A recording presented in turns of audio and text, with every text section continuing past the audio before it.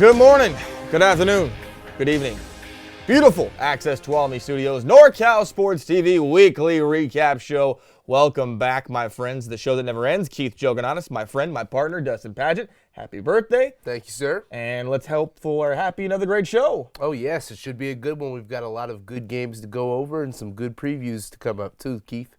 Yes, indeed. And we start with the junior college aspect of our show here. You know, Modesto Junior College has been riding a wave this year. They won their first 3 games of the season, 3-game winning streak after a big win at home against City College of San Francisco. In a game they were actually up early and then lost the lead, got it back after a big-time penalty, took advantage of it. Danny Velasquez has been so great at quarterback. Once at Portland State, came back and decided that wasn't for me. Went back to where he was comfortable at MJC, had 7 touchdowns through the first 3 games of the season. American River College is 2-1 to start the year. They came in against a team in MJC. It's averaging over 400 yards per game on offense. So, would Velasquez be able to continue this great season in Game 4, or would American River College at home get the better of MJC? We're going to find out. We go to the highlights. MJC and American River College, 2 great programs. Dustin Padgett and a whole lot of football. Here we go. First quarter, 11:05 mark.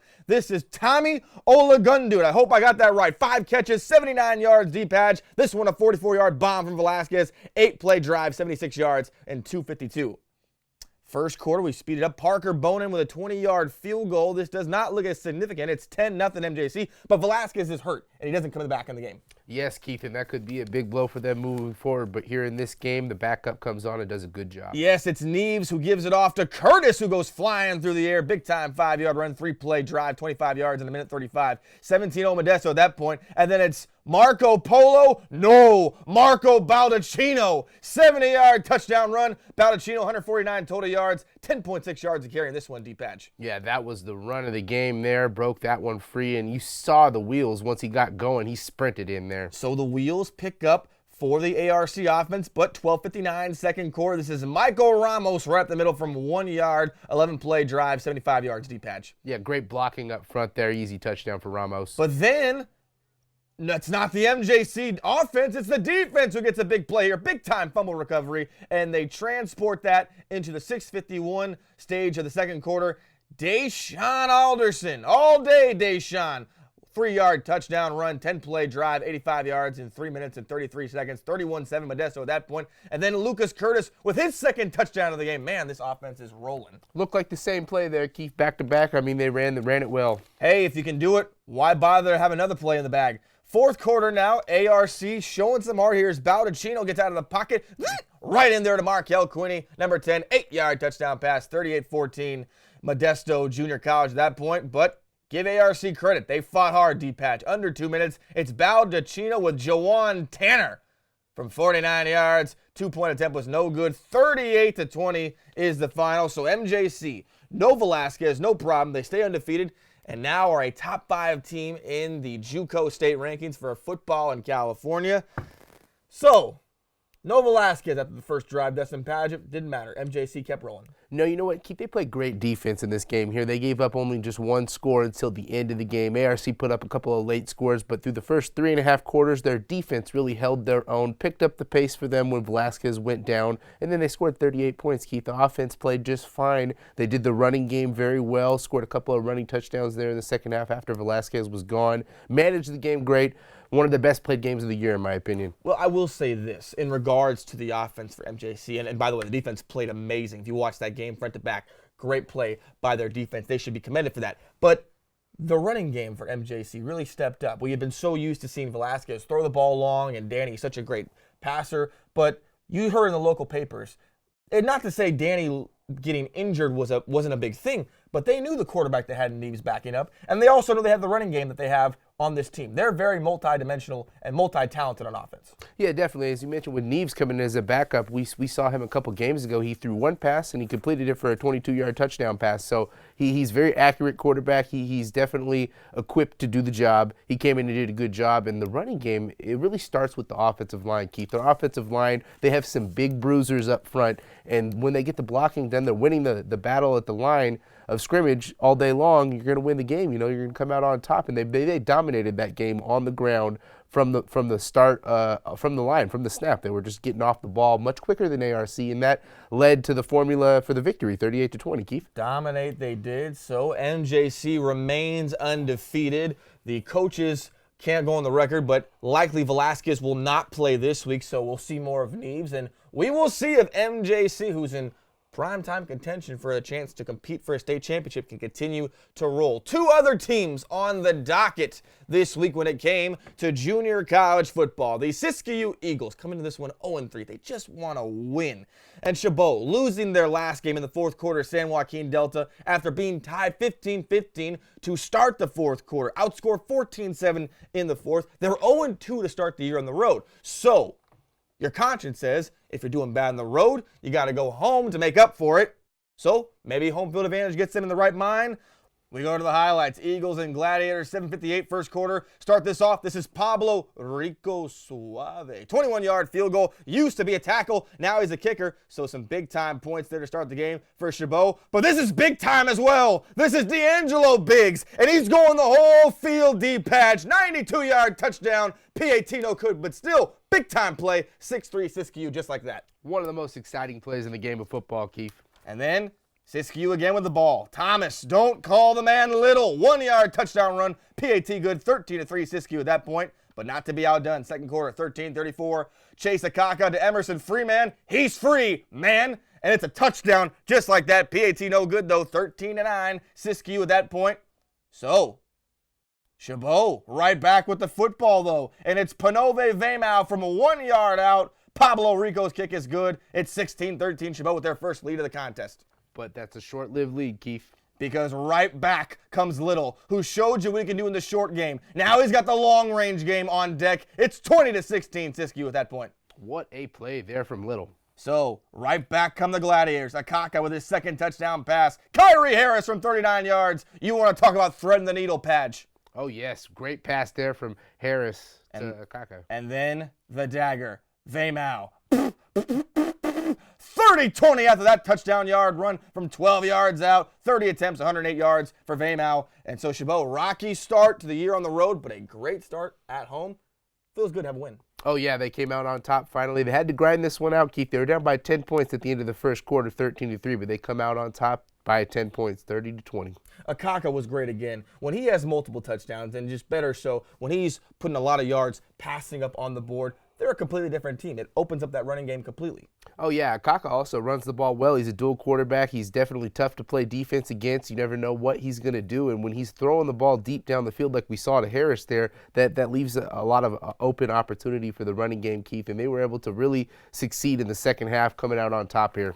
Siskiyou now 0-4. This is the closest game they've been in all year, so our hats off to them. Where do they go from here? Hey, they played their best football. They were in the lead early. They had a chance for a win. They got to shore up, some penalties and some late game play. They gave this one up at the end of the game. But, hey, they played 3 good quarters. Now they're going to look to play 4 good quarters. So hopefully this next couple of weeks they can find a way to squeeze out their first victory. Well, we will wait and see what happens as Chabot finally getting their first victory of the year. They play West Coalinga this Saturday at home on 1:05 p.m. start time. Meanwhile, Siskiyou will have the chance to face City College of San Francisco to get their first win of the season. So we'll wait and see what happens in that affair. We go to commercial break here on the NorCal Weekly Recap Show. When we come back, the CCA title might be on the line this weekend. Downey and Turlock playing a big-time rivalry matchup. And can Monte Vista shock the world, shock Northern California for that matter, and take down the mighty De La Salle Spartans?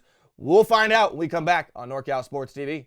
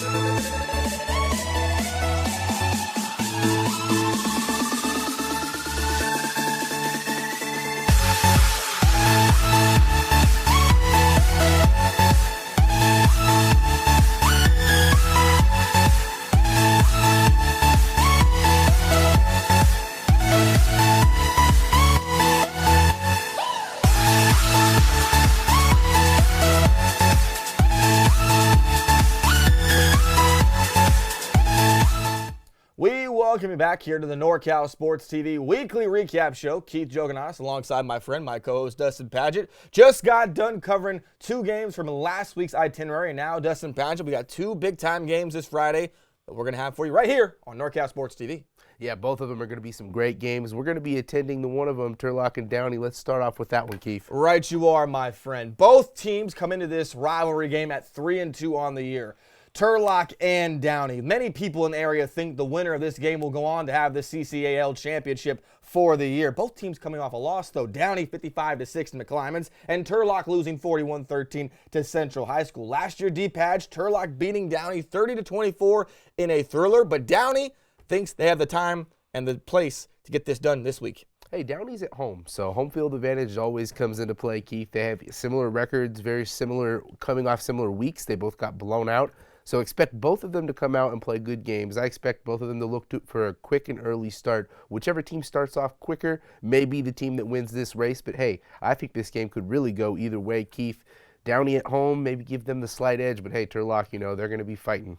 Well, you have to admit that for Downey, they've got a receiver in Lawrence Harris who is top 10 in receiving yards and catches in the entire country. Comes in 10 receiving touchdowns, 28 receptions, 625 yards catching the football. He's averaging 22.3 yards a catch. If Turlock has any plans to stop this high-powered Downey offense, it's got to start with Harris. Oh, definitely, Keith. They got to definitely play the pass. Let them run on you all you can. Turlock's run defense is actually very good. So try to focus on that. Try to make sure that they do not throw the ball as much as you can. Hey, if you got to play a lot of dime and nickel defense, so be it, Keith, because your guys up front on the defensive line are going to win that battle. So if you can win that battle on the running game, then and play defense on the pass, I think that'll be their best recipe defensively to come out with a victory here for Turlock. You talk about running for Turlock. Obviously, it starts with the class president, Mr. Anthony Frias. When he's running the football very well, D-Patch, they're a tough team to stop. Oh, yeah, if you give him the rock and he runs over 100, 150 yards in this game, it could be a very good recipe for them on the offensive side. But, hey, Downey's defense is also pretty solid on the run.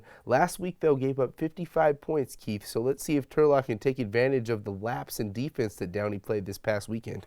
Real quick, who has to be more less turnover prone with the football, Bryce Gowker or Brock Paisley? I say Paisley because, as we've seen earlier in this season, the coach has no problem going with the backup. They pulled Paisley out for a couple of drives earlier in one of the games that we had. So, he's not necessarily their number one guy. He's somebody that's running as their number one guy now, but that doesn't mean that there's not somebody right there ready to step up and take his spot. So Paisley needs to come out, manage this game. They're on the road. Road's always more difficult to play. It's going to be very important to see what they do in the early stages of this game, as I was mentioning. If their first couple of drives, they need to have good, long, successful drives scoring some points. Well, we can't make any picks, but what we can guarantee is that both of us will be there, and you can be there with us Friday on NorCal Sports TV on YouTube. It'll be Downey and Turlock, and I can't wait to call it, partner. That should be a good one, Keith. Second game on the docket. You want to talk about David versus Goliath. De La Salle Spartans versus the Monte Vista Mustangs. De La Salle, ever since they lost to St. Thomas Aquinas in the first week of the season, a 5-game winning streak, which includes a big-time 42-27 win against Folsom. Dustin Padgett. Meanwhile, Monte Vista comes in with a 2-game winning streak of their own since they lost to Liberty in that tight battle, 24-21. Real quick, does Monte Vista do it? What percentage do you get them of beating De La Salle? De La Salle hasn't lost to a NorCal team in over 30 years. Yes, Keith, I say they have a decent chance, all right? Monte Vista, they're 4-1, okay? They're no slouch. 4-1 versus 5-1. These two teams are not used to losing. Monte Vista needs to come out and control the clock here. The least amount of time De La Salle has the ball is the best method for victory for Monte Vista, because we know one thing. De La Salle is going to score points. They put up a lot of points. That's something that they're typical of doing. They're scoring over 23 points a game so far on the season, Keith. So Monte Vista, got to control the clock, got to play good, solid running game. You can't control the clock unless you're running the ball well. So if they run the ball well, try to minimize the possessions for De La Salle, that could give them a chance. Percentage-wise, I say 20%.